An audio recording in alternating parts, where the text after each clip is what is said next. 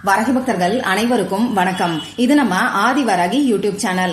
வரகி அன்னையோட அருள் பரிபூரணமா எல்லாருக்குமே கிடைக்கணும்னு மனசார பிரார்த்தனை செஞ்சுக்கிட்டு நாம இந்த பதிவை ஆரம்பிக்கலாம். இன்னைக்கு ஜூலை மாசம் 22ஆம் தேதி திங்கட்கிழமை. ரொம்ப ரொம்ப அற்புதமான நாள்னே சொல்லலாம். இப்படிப்பட்ட சிறப்பான நாள்ல இன்னைக்கு நைட்டுக்குள்ள இப்ப நான் சொல்ல போற வார்த்தைய ஒரே ஒரு முறை மட்டும் நீங்க எழுதி வச்சாலே போதும். உங்களுக்கு இருக்கக்கூடிய பல நாள் கஷ்டமும் ஒரே நொடியில தீரும்னு சொல்லலாம். 14 நாட்களுக்குள்ள நீங்க கேட்ட வரம் நிச்சயமா உங்களுக்கு கிடைக்கும். அது என்ன 14 நாட்கள்? இதற்கான விளக்கத்தையும் இந்த வீடியோலயே நான் உங்களுக்கு சொல்றேன். சரி வாங்க, இது என்ன பரிகாரம், யாரெல்லாம் செய்யலாம், எந்த நேரத்துல செய்யணும்னு இப்ப நாம தெரிஞ்சுக்கலாம். இன்னைக்கு நமக்கு திங்கட்கிழமை. இந்த திங்கட்கிழமை சந்திர பகவான் மற்றும் சிவபெருமானோட வழிபாட்டுக்கு உகந்த நாளா நமக்கு இருக்கு. அடுத்ததா இன்னைக்கு நாள் ஃபுல்லா நமக்கு திருவோண நட்சத்திரம் இருக்கு. இந்த திருவோண நட்சத்திரம் பெருமாளுக்கு உகந்த நட்சத்திரம்.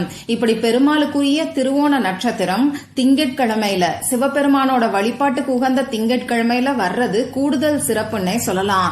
இந்த நாள் பாத்தீங்கன்னா சிவபெருமான் மற்றும் பெருமாளோட வழிபாட்டுக்கு ஏற்ற நாளா இருக்கு. அது மட்டும் இல்லாம இப்ப நமக்கு ஆடி மாசமா இருக்கிறதுனால இந்த ஆடி மாசம் பாத்தீங்கன்னா அம்மன் வழிபாட்டுக்கு உகந்தது. அதாவது பெண் தெய்வங்கள் சக்தியோட வழிபாட்டுக்கு உகந்தது. அந்த வகையில இந்த நாள் நமக்கு ரொம்ப ரொம்ப அற்புதமான நாள்னே சொல்லலாம். இப்படிப்பட்ட சக்தி வாய்ந்த நாள்ல நம்ம வேண்டுதல் உடனடியா நிறைவேறதுக்கு நாம என்ன செய்யணும்னு இப்ப நான் உங்களுக்கு சொல்றேன். இந்த வீடியோல பூஜை இல்லாத வழிபாடு இல்லாத பரிகாரத்தை தான் நான் உங்களுக்கு சொல்ல போறேன். ஆண்கள் பெண்கள் யாரு வேணாலும் செய்யலாம். பிறப்பு தீட்டு இறப்பு தீட்டு இருந்தாலும் தாராளமா செய்யலாம். பெண்களுக்கு பீரியட்ஸ் டைமா இருந்தாலும் இந்த பரிகாரத்தை செய்யலாம். நமக்கு எந்த விதமான கட்டுப்பாடுகளுமே கிடையாது. அதே மாதிரி இந்த பரிகாரத்தை பொறுத்தளவுக்கு நீங்க உங்க வீட்ல இருந்தும் செய்யலாம், ஆபீஸ்ல இருந்தும் செய்யலாம், உங்க சொந்தக்காரங்களோட வீட்ல இருந்தும் செய்யலாம். இந்த பரிகாரத்தை யாரெல்லாம் செய்யலாம்னு பாத்தீங்கன்னா இன்னைக்கு எல்லாருக்குமே ஏதாவது ஒரு கஷ்டம் இருக்கு. ஒரு சிலருக்கு கழுத்தை நெரிக்கக்கூடிய வகையில கடன் பிரச்சனை இருக்கும். இன்னும் ஒரு சிலருக்கு பாத்தீங்கன்னா வேலை கிடைக்கிறதுல கஷ்டமா இருக்கும். வேலை செஞ்சுக்கிட்டு இருக்கிறவங்களுக்கு அந்த வேலையில 1008 பிரச்சனைகளை ஃபேஸ் பண்ணிக்கிட்டு இருப்பாங்க. அதே மாதிரி தீராத நோய்கள். இன்னைக்கு இந்த பண பிரச்சனை, வேலை, இது எல்லாத்தையும் கூட நாம எப்படியாவது சமாளிச்சு வெளியில வந்துடலாம். ஆனா இந்த நோய் வீட்டுக்கு ஒருத்தருக்காவது இன்னைக்கு ஏதாவது ஒரு நோய் இருந்துகிட்டு தான் இருக்கு. ஒண்ணு மாத்தி ஒண்ணு வீண் விரைய செலவுகளை இந்த நோய்கள் நமக்கு ஏற்படுத்திக்கிட்டே தான் இருக்கு. இதனால வரக்கூடிய மன உளைச்சலும் ரொம்பவே அதிகமா இருக்கு. அந்த வகையில தீராத நோய்கள் இருக்கிறவங்களும் இந்த பரிகாரத்தை செய்யலாம். திருமணம் நடக்கிறதுக்கு, குழந்தை பாக்கியம் கிடைக்கிறதுக்கு, கணவன் மனைவி ஒற்றுமைக்கு, கணவர் குடிப்பழக்கத்துல இருந்து விடுபடுறதுக்கு, கணவருக்கு இருக்கக்கூடிய கெட்ட சகவாசங்கள்ல இருந்து அவர் வெளியில வர்றதுக்கு, இப்படி சொல்லிக்கிட்டே போகலாம். இன்னும் வெளியில சொல்ல முடியாத கஷ்டத்துல சிக்கி தவிக்கிறவங்க நிறைய பேரு. ஆனா ஒரு சமயத்துல ஒரே ஒரு வேண்டுதலுக்காக மட்டும்தான் இந்த பரிகாரத்தை நீங்க செய்யணும். மத்தபடி நமக்கு வேற எந்த ரூல்ஸுமே இந்த பரிகாரத்துக்கு கிடையாது. இந்த பரிகாரத்தை இன்னைக்கு எந்த நேரத்துல செய்யணும்னு பாத்தீங்கன்னா இன்னைக்கு நாள் ஃபுல்லா எப்ப வேணாலும் செய்யலாம். ஏன்னா ஈர்ப்பு விதி சம்பந்தப்பட்ட பரிகாரத்தை தான் நான் உங்களுக்கு சொல்ல போறேன். இருந்தாலும் எப்பயுமே நான் உங்களுக்கு பெஸ்டான டைமிங்ஸ சொல்லுவேன். அந்த வகையில இன்னைக்கு நைட்டு 12 மணிக்குள்ள நீங்க தூங்க போறதுக்கு முன்னாடி இந்த பரிகாரத்தை செஞ்சுட்டு தூங்குங்க. தூங்க போறதுக்கு முன்னாடி இந்த பரிகாரத்தை செய்யும் போது நீங்க செய்யக்கூடிய இந்த பரிகாரம் உங்க ஆழ் மனசுல பதியும். ஆழ் மனசுல பதிஞ்சிருக்கக்கூடிய விஷயங்களை தான் நம்மள சுத்தி நாம ஈர்க்க ஆரம்பிப்போம். ஆழ் மனசுல இருக்கக்கூடிய விஷயங்கள் தான் இந்த பிரபஞ்சத்துக்கும் புரியும். அந்த வகையில நைட்டு தூங்க போறதுக்கு முன்னாடி நீங்க செய்யும் போது உங்களுக்கு நிச்சயமா கை மேல பலன் கிடைக்கும். இந்த பரிகாரத்துக்கு நமக்கு தேவையான பொருட்கள் என்னன்னு பாத்தீங்கன்னா ஒரே ஒரு பிரியாணி இலை நமக்கு தேவைப்படும். கருப்பு புள்ளிகள் இல்லாத, கிழியாத, நல்ல நிலைமையில இருக்கக்கூடிய பிரியாணி இலையா பார்த்து எடுத்துக்கோங்க. அடுத்ததான் இந்த பிரியாணி இலையில எழுதுறதுக்கு பேனா, sketch pen, marker, glitter pen, இதுல ஏதாவது ஒண்ணு நமக்கு தேவைப்படும். ப்ளூ கலர்ல இங்கு வரக்கூடிய பேனாவை இந்த பரிகாரத்துக்கு நீங்க யூஸ் பண்ணிக்கோங்க. வேற எந்த கலரும் நமக்கு இந்த பரிகாரத்துக்கு தேவை கிடையாது. ஏன்னா இந்த ப்ளூ கலர் சந்திர பகவானுக்கு உகந்தது. இன்னைக்கு திங்கட்கிழமை நாள்ல ப்ளூ கலர் இங்கு வரக்கூடிய பேனாவை பயன்படுத்தி இந்த பரிகாரத்தை நாம செய்யும் போது நிச்சயமா எல்லாருக்குமே 100% ரிசல்ட் கிடைக்கும். சரி, இவ்வளவுதான் நமக்கு தேவையான பொருட்கள். இப்போ இந்த பரிகாரத்தை எப்படி செய்யணும்னு நான் உங்களுக்கு சொல்றேன். அமைதியான ஒரு இடத்துல நீங்க உட்கார்ந்துக்கோங்க. எந்த விதமான டிஸ்டர்பன்ஸும் இல்லாத ஒரு இடத்துல நீங்க உட்கார்ந்துக்கோங்க.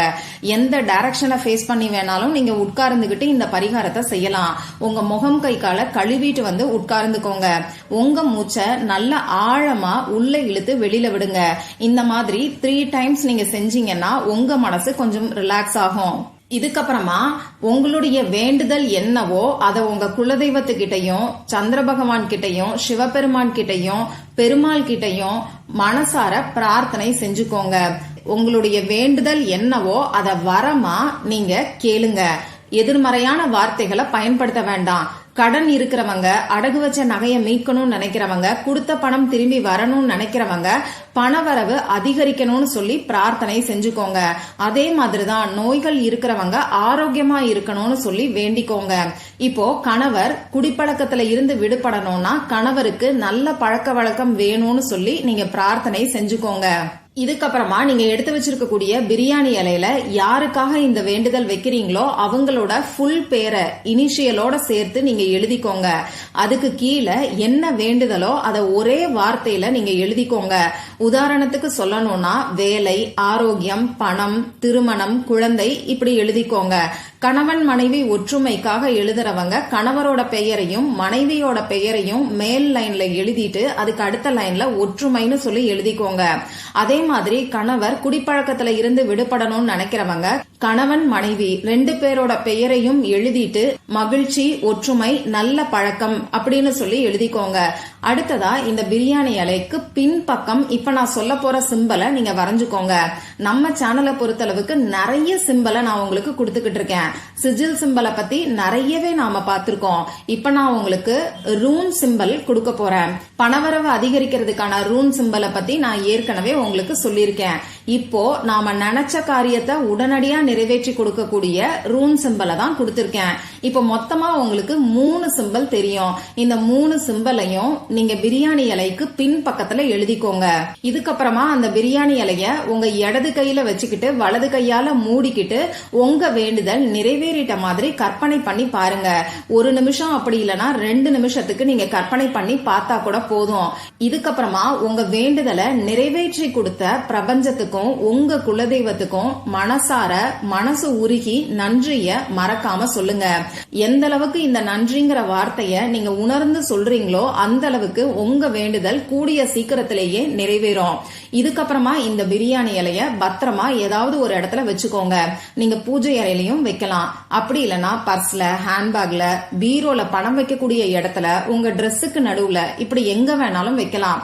14 நாட்களுக்கு இந்த பிரியாணி இலை அப்படியே இருக்கட்டும். 14வது நாள் பாத்தீங்கன்னா நமக்கு ஆடி அமாவாசை வருது. அதாவது ஆகஸ்ட் மாசம் 4ஆம் தேதி ஞாயிற்றுக்கிழமை அன்னைக்கு நமக்கு ஆடி அமாவாசை வருது. அந்த ஆடி அமாவாசை இருக்கக்கூடிய நாள்ல நைட்டு, அதாவது ஞாயிற்றுக்கிழமை அன்னைக்கு நைட்டு இந்த பிரியாணி இலையை எரிச்சிட்டு அதுல இருந்து வரக்கூடிய சாம்பலை உங்க வீட்டுக்கு வெளியில வந்து நீங்க ஊதி விட்டுருங்க. இந்த 14 நாள் கணக்குங்கிறது எதுக்காகன்னு பாத்தீங்கன்னா ஆடி அமாவாசைக்காக தான். அமாவாசை நாள் எந்த அளவுக்கு சக்தி வாய்ந்ததுன்னு உங்களுக்கு நல்லாவே தெரியும். முழு நம்பிக்கையோட செஞ்சீங்கன்னா நிச்சயமா இந்த 14 நாட்களுக்குள்ள அற்புதமான மாற்றங்கள் ஏற்பட ஆரம்பிக்கும். ஒரு சிலருக்கு அவங்க வேண்டுதல் இந்த 14 நாட்களுக்குள்ள நிறைவேறும். இன்னும் ஒரு சிலருக்கு பாத்தீங்கன்னா அந்த வேண்டுதல் நிறைவேறதுக்கான வழியாவது கட்டாயமா உங்களுக்கு தெரிஞ்சிருக்கும். அதனால நம்பிக்கையோட ட்ரை பண்ணி பாருங்க. மறக்காம எனக்கு ரிசல்ட்டையும் ஷேர் பண்ணுங்க. இந்த பதிவுல உங்களுக்கு ஏதாவது சந்தேகம் இருந்துச்சுன்னா எனக்கு கமெண்ட் பாக்ஸ்ல கேளுங்க. அதை நான் உங்களுக்கு உடனே தெளிவுபடுத்துறேன். இந்த பதிவு உங்களுக்கு பிடிச்சிருந்தா லைக் பண்ணிட்டு உங்க ஃப்ரெண்ட்ஸ் அண்ட் ஃபேமிலி கூட ஷேர் பண்ணுங்க. இந்த மாதிரி அந்தந்த நாளுக்கும் நேரத்துக்கும் திதிக்கும் உரிய வழிபாடுகளையும் பரிகாரங்களையும் நீங்க மிஸ் பண்ணாம தெரிஞ்சுக்கிறதுக்கு நம்ம சேனலை மறக்காம சப்ஸ்கிரைப் பண்ணிட்டு பக்கத்துல இருக்கக்கூடிய பெல் ஐகானையும் பிரஸ் பண்ணிக்கோங்க. மற்றும் ஒரு பயனுள்ள பதிவுல நாம சந்திக்கலாம். நன்றி.